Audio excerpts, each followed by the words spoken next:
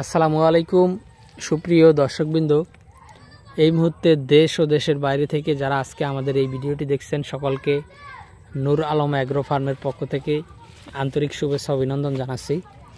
দর্শকবৃন্দ, স্ক্রিনে যে ঘাসটি দেখতেছেন এটি মূলত ইন্দোনেশিয়ান স্মার্ট নেপিয়ার হাইব্রিড ঘাস।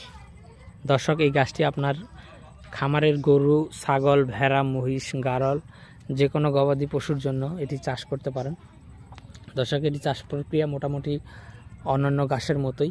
এটি চাষ করতে তেমন বেশি কোনো সার কিংবা বাড়তি কোনো সার বা কোনো মেডিসিনের প্রয়োজন হয় না। আপনার যদি পর্যাপ্ত পরিমাণে আপনার গোবর থাকে বা গোবর সার থাকে, দর্শক, গোবর 2 থেকে 3 মাস পচিয়ে কিন্তু সেটি কিন্তু সার হিসেবে ব্যবহার করা হয়।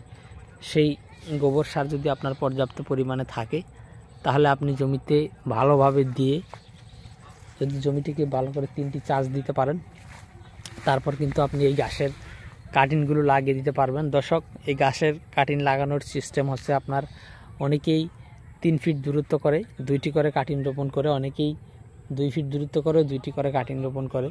সেক্ষেত্রে আপনি কিছুটা ফাঁকা করেও লাগাতে পারেন বা কিছুটা ঘন করেও লাগাতে পারেন, সেটা আপনার উপর ডিপেন্ড করবে যে আপনি কেমন লাগাবেন।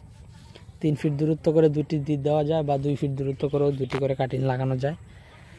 তো দর্শক, আর লাইন বাই লাইন সেটা আপনার 2 ফিট দূরত্ব দিতে পারেন। আর আমাদের এই জমিতে দেখেন, আমাদের এই জমিতে যে গাছগুলো লাগানো সেটি আপনার হয়তো বা 2.5 ফিটের মতো দূরত্ব হবে, দূরত্ব করে লাগানো। কারণ আমরা যেহেতু এটি কাটিংয়ের জন্য রেখে দিই 2.5 থেকে 3 ফিট দূরত্ব আমাদের এই জমিতে দেওয়া। তার কারণ হলো আমরা যেহেতু এগুলো কাটিংয়ের জন্য রেখে দিই, এগুলো অনেক দিন জমিতে রাখতে হয়। আর জমিতে অনেক দিন রেখে দিলে স্মার্ট নেপিয়ারটি আপনার নিচ থেকে আস্তে আস্তে চারা উঠতেই থাকে। সে কারণে কিন্তু এটি দূরত্ব কাটিংয়ের জন্য যারা লাগাবেন তাদের কিন্তু দূরত্ব বেশি দিতে হবে।